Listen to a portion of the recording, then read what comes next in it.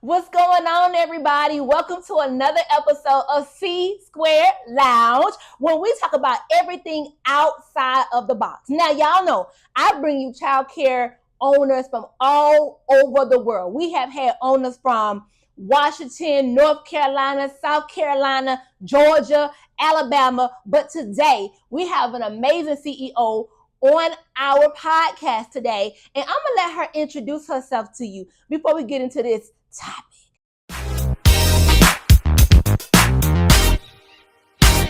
Well, hello, everybody. My name is Tonya Hicks. I am a CEO of a childcare center here in Houston, Texas, and I have been in business for over 15 years. And we provide services from 6 weeks to 12 years. Okay. How many centers do you have? I have one center. One center. Mhm. And you have doing this for 15 years. 15 years. So if you could give advice to someone in the game that's struggling, what would it be? What have kept the momentum going for you for 15 years? Well, with me being in the area that I'm in, which is Greens Point area, which is low income, so all my students receive subsidy. For me is being an advocate in my community. Okay. For me is having someone where the families can come and confide in me. I'm like their second home, you know. That's good. Yeah. So we have a family atmosphere. So it's a family environment. When you bring your kids, once they enroll, they're our family. Okay, so keeping that family and being able to support your community, support my community, is what keep you going. Yes. So y'all seen episodes. I'm always talking about passion and purpose, but I just want to add certain questions so that you guys can continue to understand that you need to find your niche, find your passion, your purpose, the things that's going to push you forward. Go ahead. Let me add to that. Yes. Another thing that has kept me in business at this location for 15 years because God said so. I have quit in my mind multiple times throughout the years. Love the transparency. And God said, not yet. Your work is not done. Yes. And so that's why I'm still there, because I'm being obedient. That's very important. So let me ask you a question. When you quit over and over in your mind, what are some factors that made you want to walk away from your community and walk away from your family? The families you serve, rather. One, feeling like I wasn't good enough.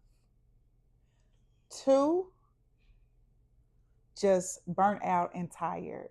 Like you hire over and over. You take time. You waste time. You waste money training people. Not having the enrollment, stay, it's up and down. It's an up and down business, you know, and then being in the community that I'm in, and just to be honest, everybody's so hood. Okay. Demographics definitely can tear you. It can be your yay and your and nay, so that's something for aspiring owners to think about. Location. Can you handle being in the hood? Can you handle being in the suburbs? Can you handle being in a rural area? Thank you so much for your transparency. In our industry, which is why I wanted to create this platform, many of us don't know how to talk about the bad. We're good at talking about all the good and all the highs, but nobody really want to talk about the lows. But the lows are important because it's what build us. Yes. Can you agree? I agree. All right. So let me ask you this. Hats off to you, by the way, what I'm about to say. You've been in the game 15 years. You kind of wanted to give up, quit at times, but you're still pushing forward and doing amazing today. Did you know that a lot of people felt like you, they closed their doors during the pandemic and never opened back up? Yes. And I'm grateful today, not only to have went through a pandemic, but we've been through hurricanes where my whole community was washed out. Shut up. The water never touched my building. Shut up. Can you say God? But God. The hurricane went through your entire community. It washed out the community, the apartments, and I lost families. All my families I lost. Their furniture, everything that was in their house was floating down our street. These people were swimming to get out of their homes. And when I finally was able to get to my center, which was almost a week later, I could see, and let me rephrase, I said the water never touched my center. Let me correct myself. Okay.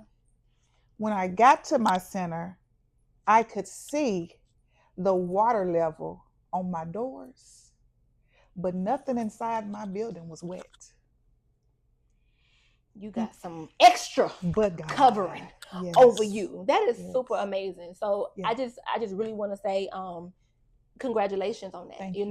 That time frame, even if you have been open for a long time, that time frame took a toll on a lot of CEOs. So you made it. Let me ask another question. How does it make you feel knowing that your family is riding this wave with you? Like they see your highs, they see your lows. Tell me about your family life, how they are supporting you or not supporting you. I can say I do have support from my entire family. My grandmother, my uncles, my mom.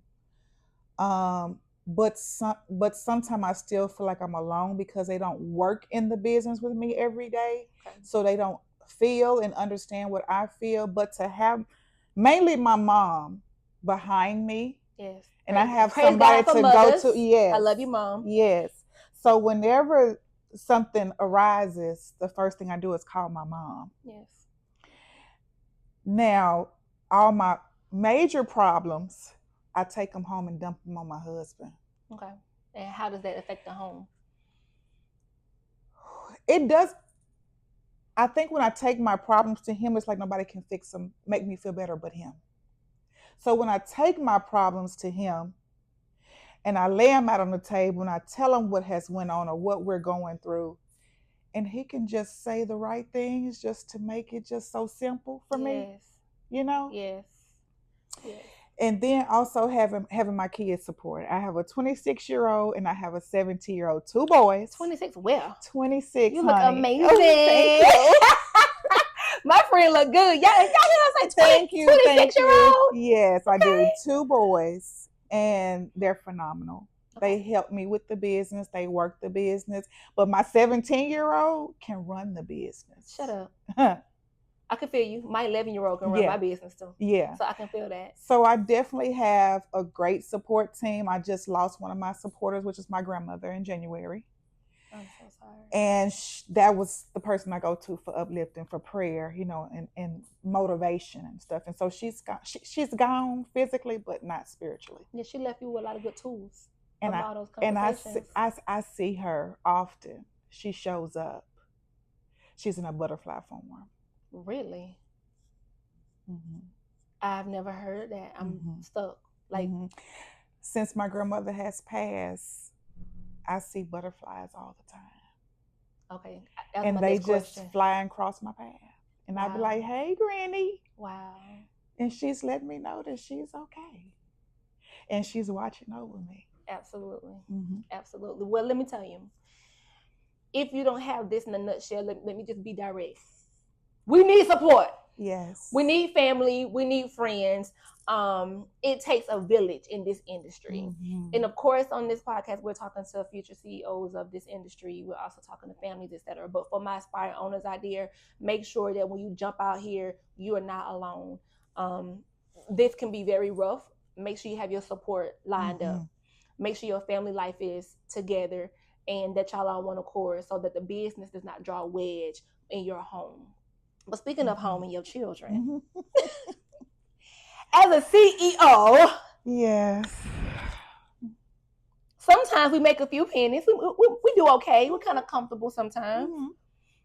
How do you feel like our life can affect our children? Do you think our children have a sense of entitlement or spoiled? They do. Greedy or something? They do. Like I said before, I have a 26-year-old son. I have a 17-year-old son. And they feel like my bank account is their bank account. I hated, when Cash App came out. Okay? So they think every time, Mom, don't you get paid Friday? Mom, no, I get paid every day. Right. But did you work this week? Right. Okay. So no, you don't get no check if you didn't work this week. But they feel like My mama own her own business. She drive what she drive.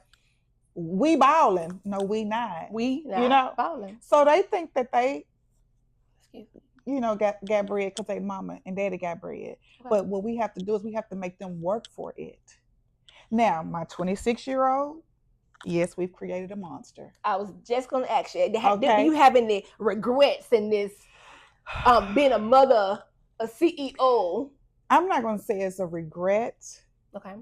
But it was a lesson being learned.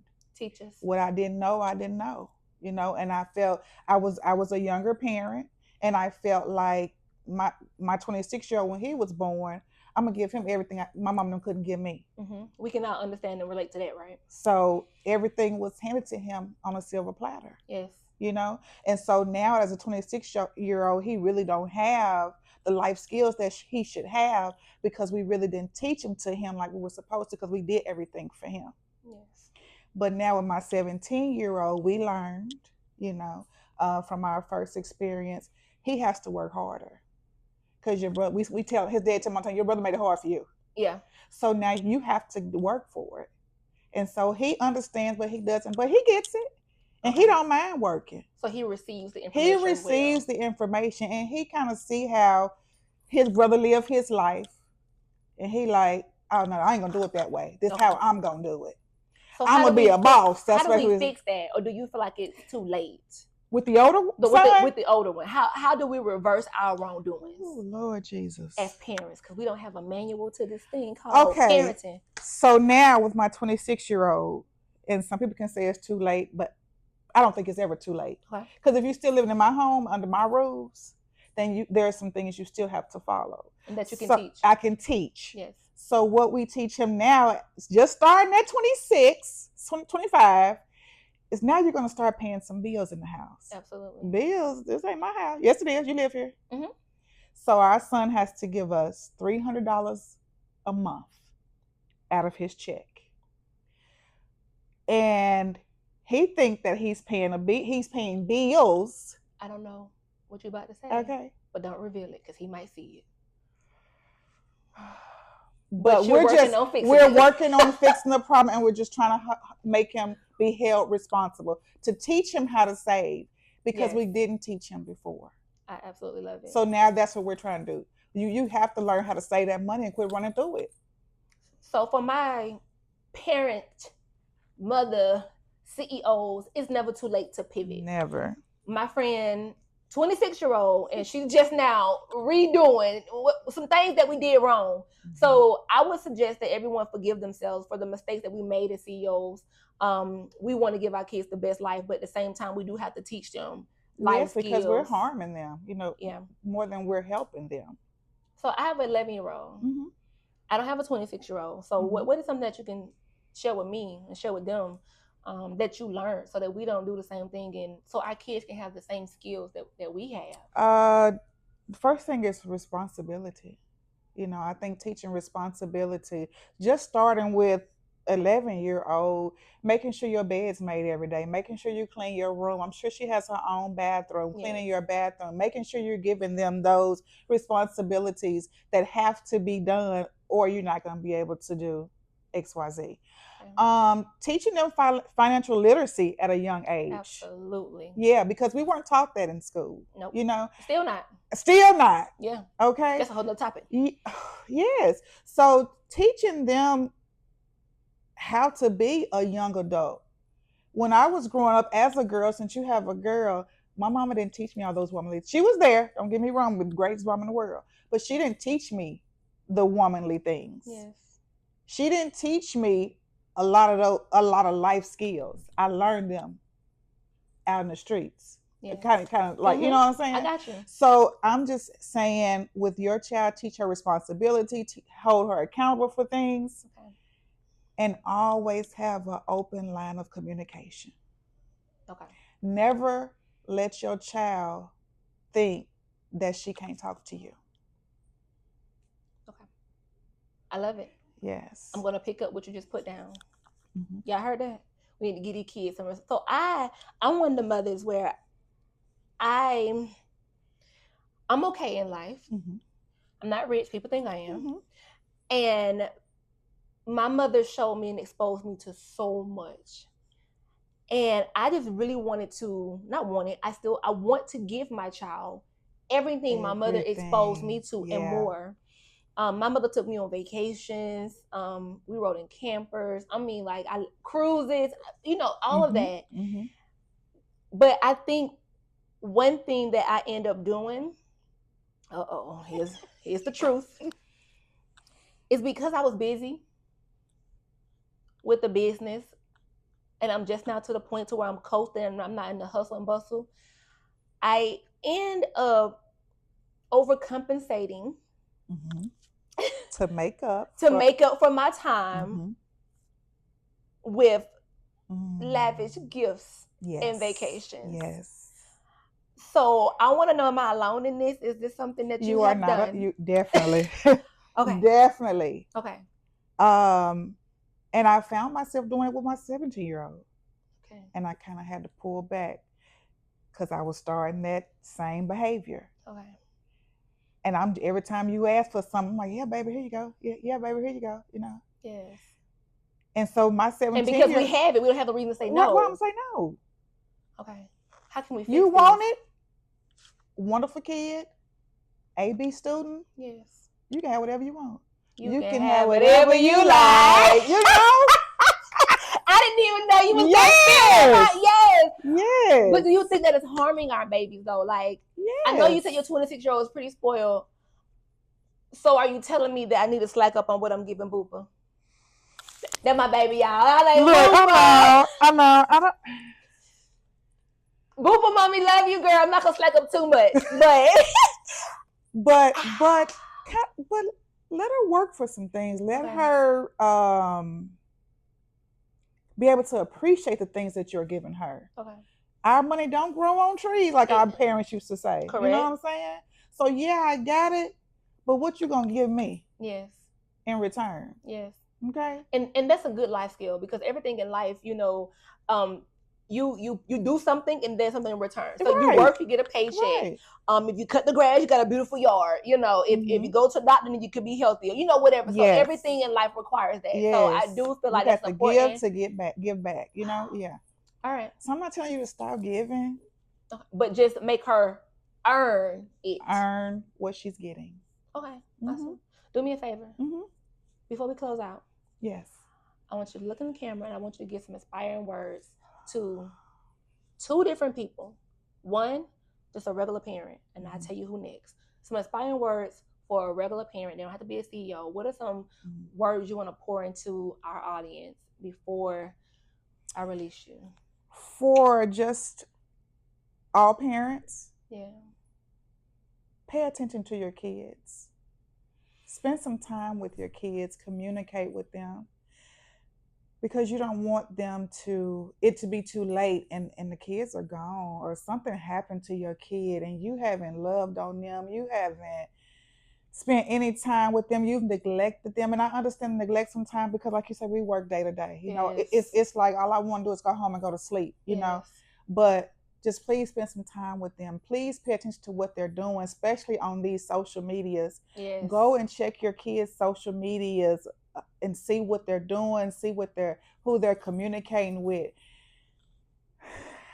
That's all I really have for them. Just that's good. Yeah, that's really good. And I'm guilty, so I'm going on Julia's social media today. Thank you. Yeah. And then for a CEO with children, like we spend a lot of time in our businesses and we neglect our home life sometimes. So what is something that you want to tell a CEO or aspiring CEO about parenting and having children? I think as a CEO of any business, trying to run a business and be successful, we kind of neglect our families. And what I would tell you today is run your business like you need to, but you have to cut out that time for your family. Yes. I don't care if it's one day a week. Hey, Wednesday, we're going to eat dinner together. Yes. We're going to sit and watch a movie together, whatever day of the week it is. But don't forget your why. Your why.